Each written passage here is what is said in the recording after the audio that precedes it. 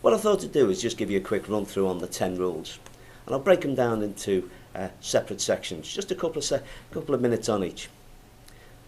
When you're looking at the 10 rules of negotiation, the first thing that you have to be aware of, and I know it can be seem a bit of a cheat, but rule number 1 in everyone's view on negotiation is don't negotiate. And again, that's where the cheat comes from. There's only 10 rules, and rule number 1 is don't negotiate. What it says is, if you're selling, get the value proposition identified and sell to the value. Sell to the customer's problem, solve the problem, and then ask for the money.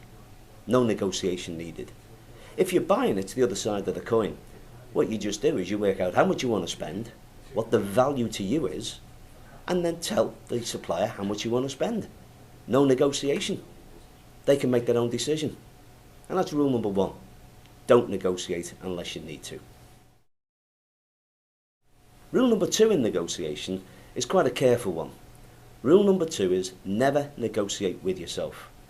Everyone has a tendency to lose a bit of confidence when they do go into a negotiation. They're thinking, how much can I get away with? What's the other guy thinking? What should I really be making as an offer? Well, the first thing you do is, if you're selling, lead with your list price. Don't negotiate with yourself, and don't try and round down your offer to make it appear a bit more acceptable to the other party. If you're buying, again, don't negotiate with yourself. Set a figure that you want to spend, might be within your budget, or just might be an expectation. And don't change from it. Go straight on, make that. If you have to make it as a first offer, make it that way. If not, hold back, but don't negotiate with yourself. That's rule number 2. Now, rule number 3 is never, ever, ever, ever, ever, ever accept the first offer. 2 reasons. First one is, if you're working with someone who is an instinctive negotiator, they will be keeping something holding back. So the first offer won't be the best one for you.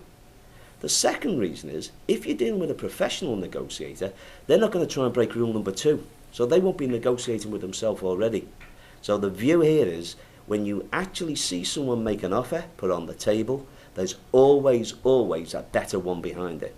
Not necessarily lower money, but a better offer can always be made. So rule number 3, never, ever, ever accept the first offer. Now, rule number 4 can sometimes be a bit confusing, because rule number 4 is never make the first offer if you can avoid it.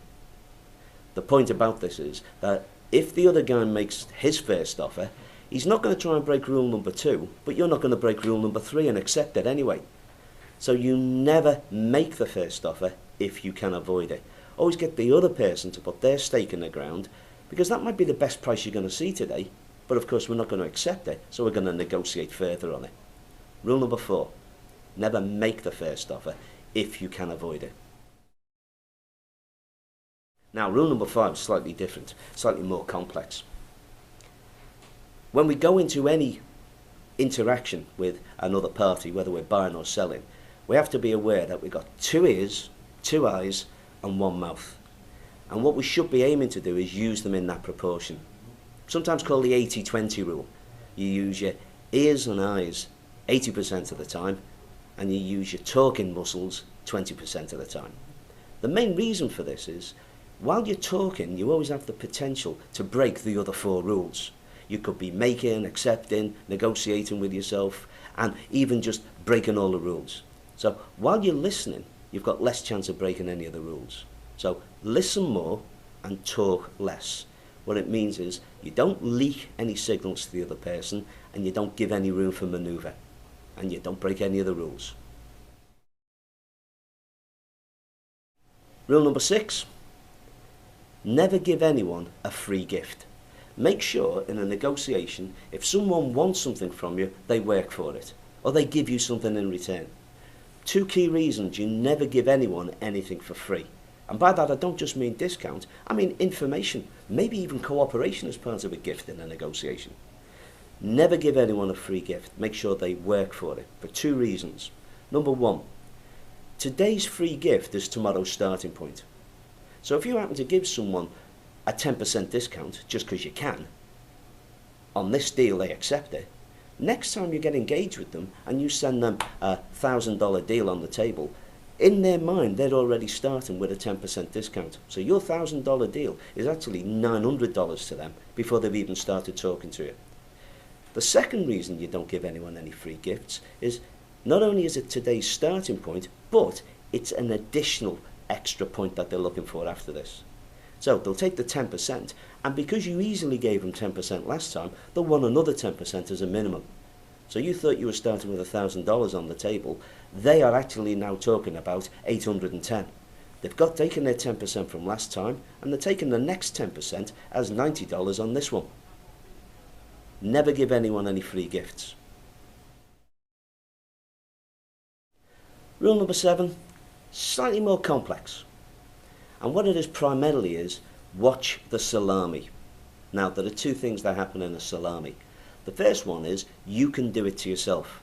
Let's say, for example, that we have, we're selling a carpet fitting service. And what we have is, obviously we have the carpet, which is the raw material. We have the fitting, which is 4 fellas. Then we have all the gripper rods and all the equipment that goes on. And we have the underlay.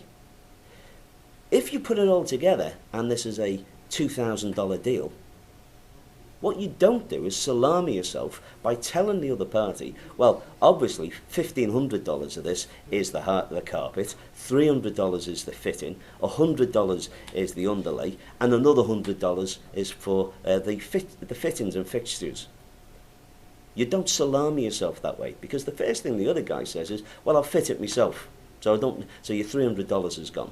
Next thing he says is, well, I'll use the old fittings and fixtures, so I don't need that $100.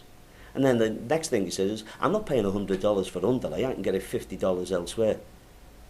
And that's before he even starts trying to beat you down on the price of the carpet.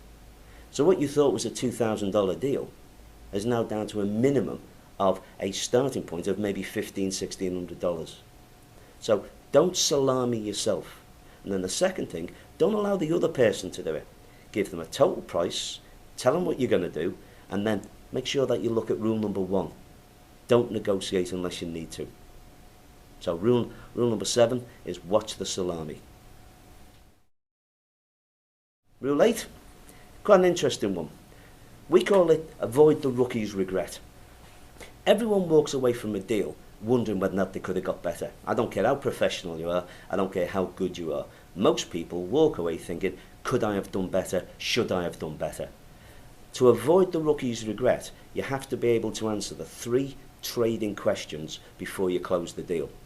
And the 3 TQ, or the 3 trading questions are, number 1, if I'm about to make a concession to the other party, what is it going to cost me? So if I'm going to give this person an extra 10 days credit on $1 million deal, and my credit terms, what's it actually going to cost me this extra 10 days where it's in his bank, not mine? Second, what is it worth to the other guy? The 10 days credit might be worth an awful lot to him, or he may be cash rich and it might matter to him.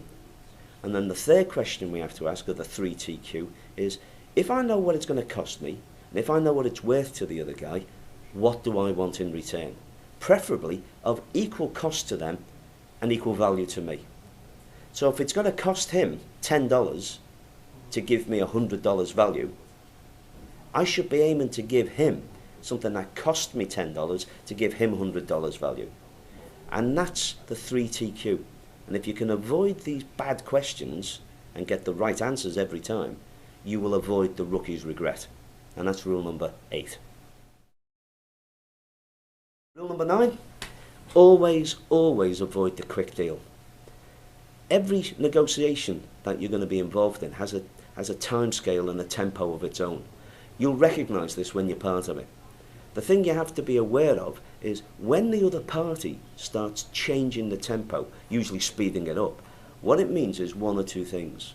They've either recognised a mistake you've made and they want your name on the paper so that they can enforce that mistake to their advantage, or they've seen an advantage for themselves that you haven't yet valued.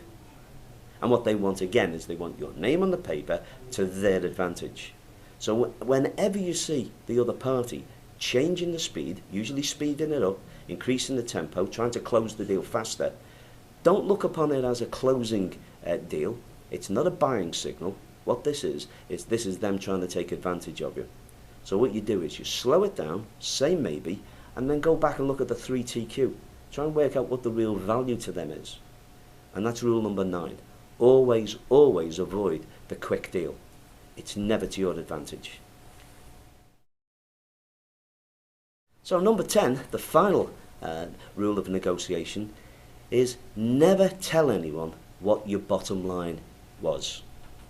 When you close a deal, no matter how friendly you are, no matter how tempting it is to get into a conversation with the other party about how the deal went, never tell them how far you could have got pushed.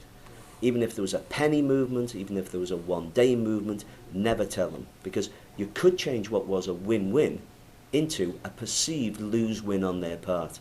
If they think they could have got an extra day worth of credit, an extra dollar's worth of finance, and you've kept it for yourself, they will see it as a lose. So rule number 10 is never tell them what your bottom line is. Don't tell them before you go in, not during the meeting, and certainly